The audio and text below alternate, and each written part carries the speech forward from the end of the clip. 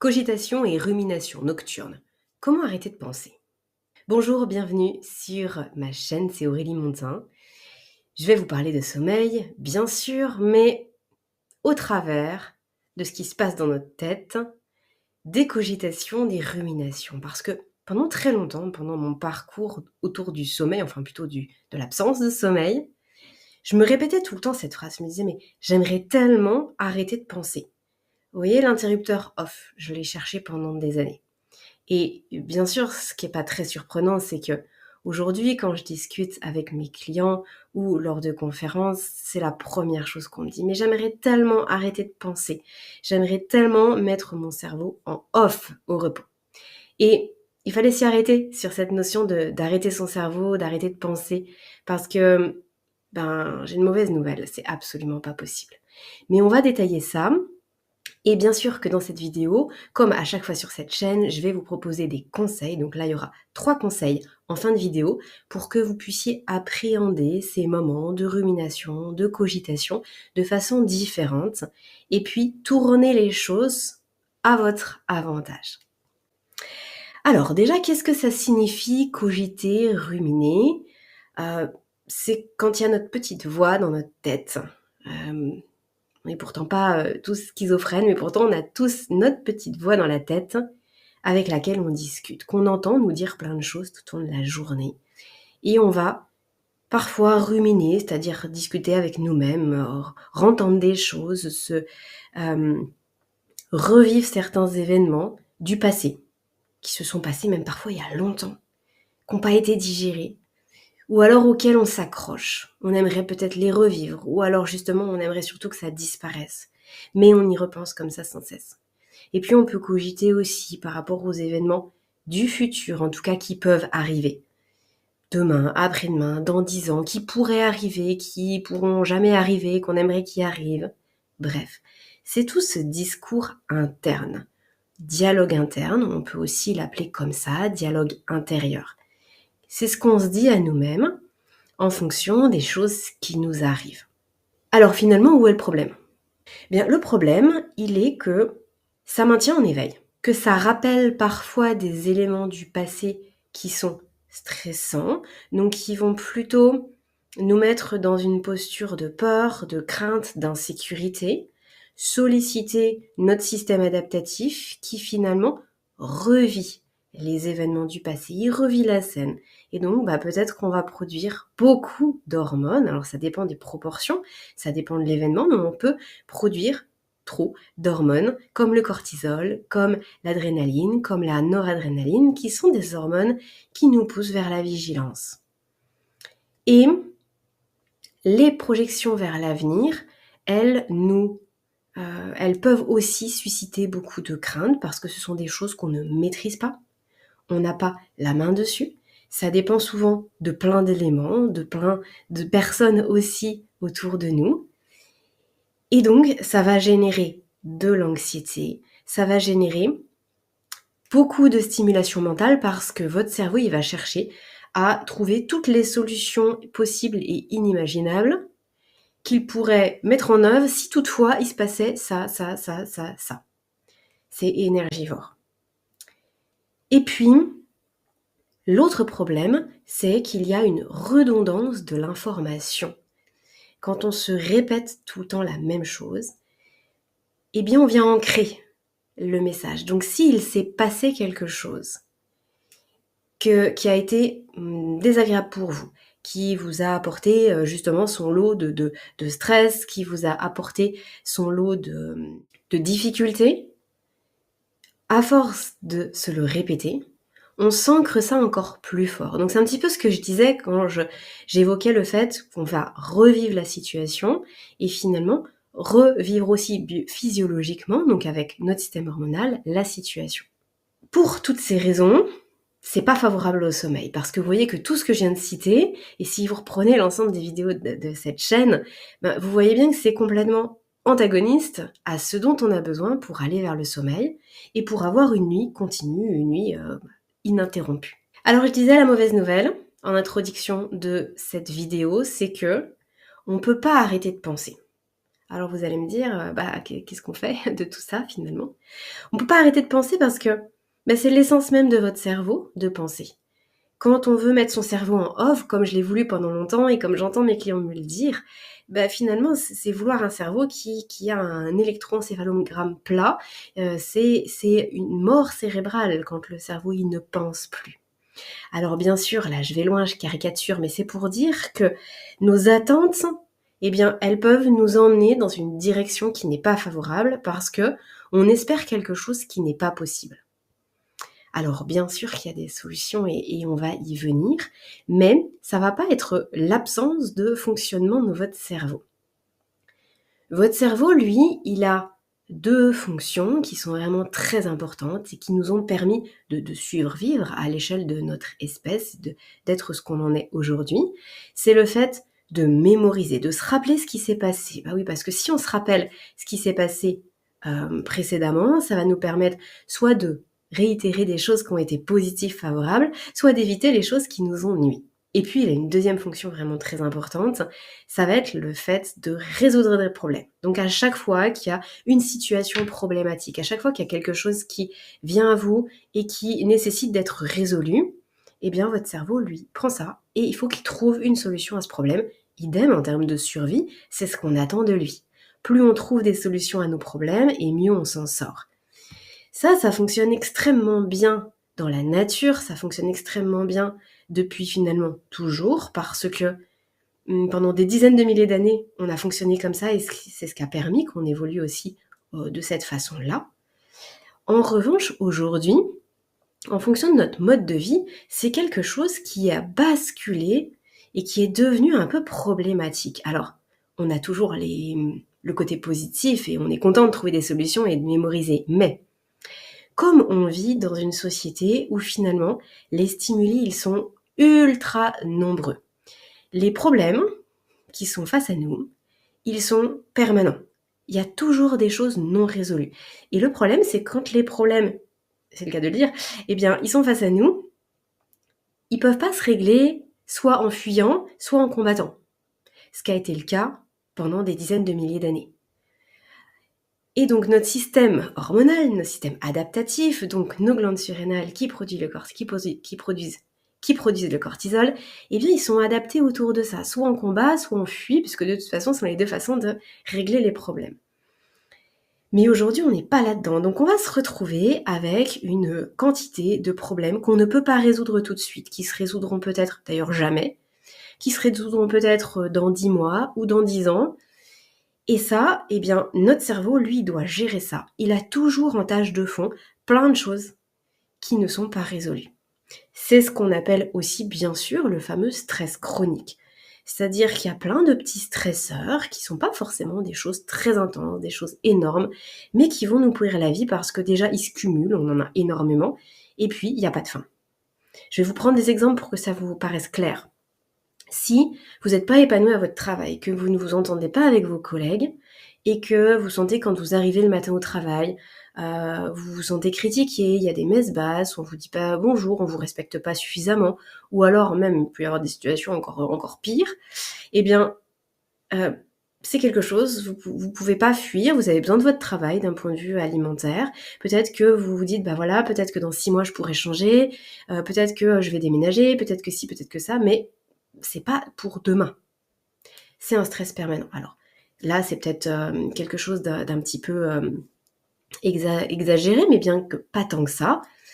Il peut y avoir aussi le voisinage, il peut y avoir la famille, les proches, les personnes qu'on côtoie.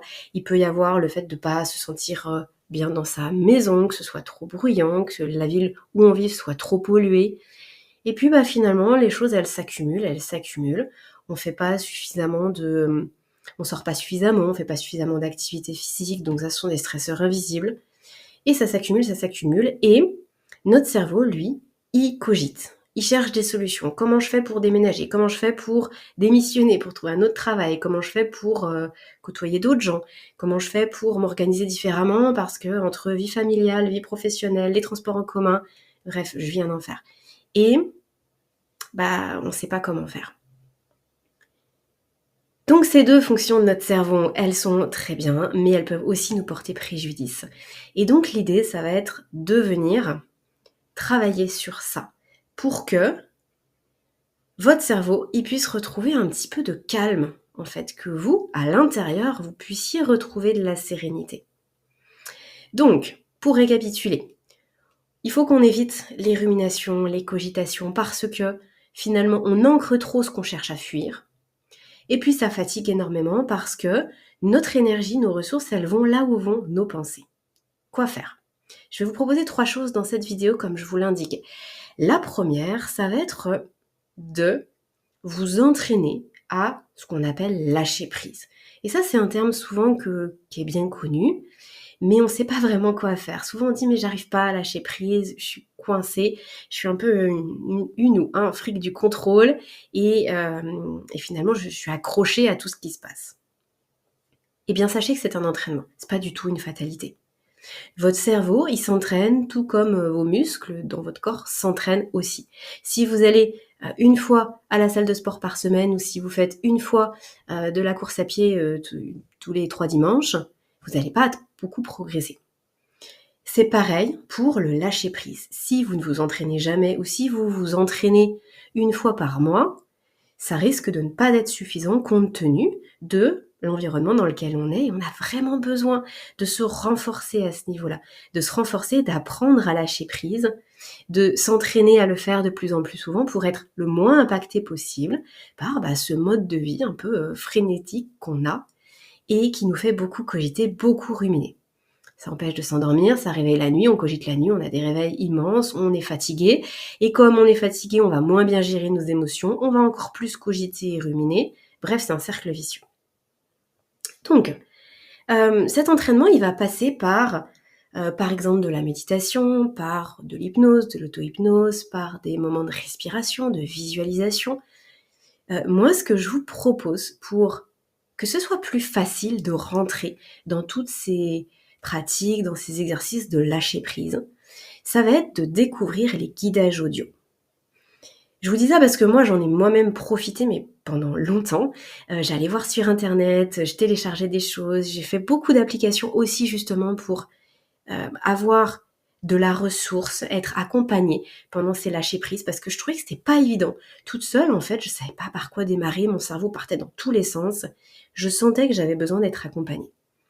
Et donc, maintenant que c'est quelque chose qui fait vraiment partie de mon quotidien et dont j'ai vu les effets incroyables sur moi et sur les personnes à qui je l'ai proposé, eh bien, j'ai eu envie d'aller plus loin, et donc je vous ai créé des guidages audio que vous pouvez retrouver gratuitement. Je vous les mettrai en descriptif de cette vidéo. Vous allez voir, il y a une entrée en matière en fait sur un peu des petites... sur la respiration, sur des petites balades méditatives, sur des réflexions sur les émotions, comment gérer quand il y a justement une émotion importante qui arrive, quand on cogite trop, quand on rumine trop. Bref, vous allez pouvoir ouvrir une porte et ensuite vous approprier ça pour que vous puissiez vous sentir mieux dans le quotidien.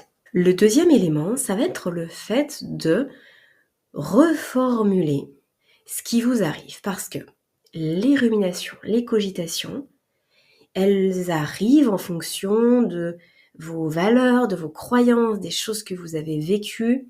Ça prend beaucoup de temps avant qu'elles n'arrivent plus, avant qu'elles disparaissent. Les guidages audio dont je parlais, ce sont des petites pierres, des petites passes sur le chemin qui permettent que petit à petit, il y ait des choses qui disparaissent, qui n'arrivent plus. Mais souvent, les pensées, elles arrivent. Et ce qu'on va pouvoir faire dans un premier temps, ça va être de gérer ça. Elles arrivent et qu'est-ce que j'en fais ? Est-ce que je les laisse m'ensevelir, m'engloutir, m'enfermer et puis finalement me fatiguer ? Ou est-ce que je vais travailler dessus ? Comment travailler dessus ? Eh bien, on va venir reformuler. Ça veut dire quoi ? Ça veut dire que quand vous avez une pensée qui arrive, que vous avez cette petite voix qui reprend une énième fois des choses, qui vous dit à vous-même des choses vraiment très désagréables, parce qu'on est très fort pour ça, eh bien on va reformuler. Ça veut dire que, si je prends l'exemple du sommeil, qui est très parlant, quand on se dit j'arrive pas à dormir, j'en ai marre, encore une nuit où je vais pas dormir, j'y arrive pas, pourquoi j'arrive pas à m'endormir? Ce terme d'arriver à, il vous met dans une posture de non-réussite. Et quand on ne réussit pas quelque chose, c'est quoi? C'est un échec. Être dans une posture d'échec en permanence, c'est loin d'être évident. C'est coûteux. Et puis, ça nous enferme dans un cercle vicieux où en fait, on se culpabilise, on se stresse, on se dit que c'est pas normal. Ça génère de la frustration, de la colère, de l'incompréhension. Si en revanche, on se dit, bon, là, le sommeil, il est pas là. Vous voyez, c'est vraiment aussi simple que ça. Il est pas là. Est-ce que je vois des raisons comme ça très évidentes qui font qu'il ne s'installe pas, il ne vient pas? Peut-être que oui, peut-être que non. Si c'est pas le cas, c'est pas grave, j'y réfléchirai demain. Là, c'est plus à moi de jouer. Mon corps, quand il pourra dormir, il ira vers le sommeil. Là, quelque chose le gêne. Ok. Bon, je vais lire un petit peu, je vais peut-être écouter de la musique, je vais peut-être faire un exercice de respiration, et hop, on va vers autre chose. Donc vous voyez cette pensée-là, qui peut des fois tourner en boucle pendant longtemps, on l'a juste retravaillée pour aller vers le positif. L'idée, ça va être un petit peu de faire la transition entre les pensées qui vous polluent et justement le moment présent. Et ça, c'est mon troisième point. Troisième point, le fait de faire des exercices de relaxation, de respiration, de méditation qui vous mettent vers le moment présent. Donc finalement, quel que soit l'outil, on s'en fiche parce que c'est l'objectif qui compte, ça va être d'être dans le moment présent. Quand on est dans le moment présent, on n'est pas dans le passé, on n'est pas dans le futur. Et ça, c'est extrêmement apaisant parce que les ruminations et les cogitations, pouf, elles disparaissent. Donc effectivement, comme je le disais, il y a la visualisation, il y a la respiration, la méditation, ça ce sont des outils qui vont aider, mais il peut y avoir aussi les étirements, des pratiques un peu plus corporelles, certains exercices de yoga, et il peut y avoir l'auto-hypnose, quelque chose qui est moins connu souvent que la méditation. Je vous mettrai en descriptif de la vidéo un lien d'affiliation qui vous permet de bénéficier d'un mois de test et voir si ça peut vous convenir, l'auto-hypnose. Mais souvent, les gens ne sont pas déçus. Au contraire, ils découvrent ça et ils disent « Ah, mais c'est juste incroyable parce que finalement, j'ai viens travailler mes émotions, j'ai viens travailler sur mes pensées, sur mes ruminations, sur mes cogitations. Et là, il y a un nouveau monde qui s'ouvre. » Donc, pour récapituler, on va chercher à s'entraîner à lâcher prise. On va chercher à reformuler les pensées qui nous arrivent. Et on va utiliser des outils du moment présent pour se recentrer et pour pouvoir atteindre cet objectif. Gardez en tête, et ce sera le mot de la fin, que si vous êtes comme du velcro, eh bien, il y a tout qui s'accroche à vous et vous gardez tout. Vous vous accrochez à vos pensées et ça crée beaucoup de cogitation, beaucoup de rumination. Mais il y a moyen de faire autrement. Il y a moyen d'être plutôt comme de la soie et que les choses, elles glissent plus facilement sur vous. Ça ne veut pas dire ne pas prendre en considération ce qui vous arrive, mais ça veut dire qu'à un moment donné, on reçoit, on intègre et on laisse filer. C'est un travail, dit comme ça paraît simple, ça ne l'est pas. J'en ai tout à fait conscience et c'est pas ce que je suis en train de dire. Mais justement, c'est pas une fatalité non plus, on peut travailler dessus. Vous savez, ça me fait penser à ces petites boules de plantes là dans la nature. Vous savez, les petites boules qui collent aux vêtements. Ah, le gaillet gratteron. Eh bien, nos pensées, elles sont un peu comme ça. Si on les autorise, elles sont comme ça. Et avec ce que je vous ai partagé ici, eh bien, finalement, vous allez changer de survêtement, vous allez mettre quelque chose qui agrippe moins et vous allez passer peut-être un revers de main pour vous débarrasser de toutes ces petites billes qui sont accrochées à vous. Parce qu'à un moment donné où on voit qu'elles sont là, ok, on intègre l'information, mais ensuite elles n'ont pas besoin de coller à nos vêtements pendant des jours et des jours. C'est un petit peu l'idée. Voilà pour l'image de fin. Bien sûr que vous pouvez continuer à vous balader sur cette chaîne pour avoir plus d'informations sur le sommeil. Et je vous rappelle que je vous mets en descriptif de la vidéo le lien pour accéder au guidage audio. N'oubliez pas de vous abonner, de cliquer sur le petit pouce en l'air pour soutenir mon travail sur cette chaîne et me dire que ça vous plaît. Et je vous dis à très bientôt pour un nouveau sujet.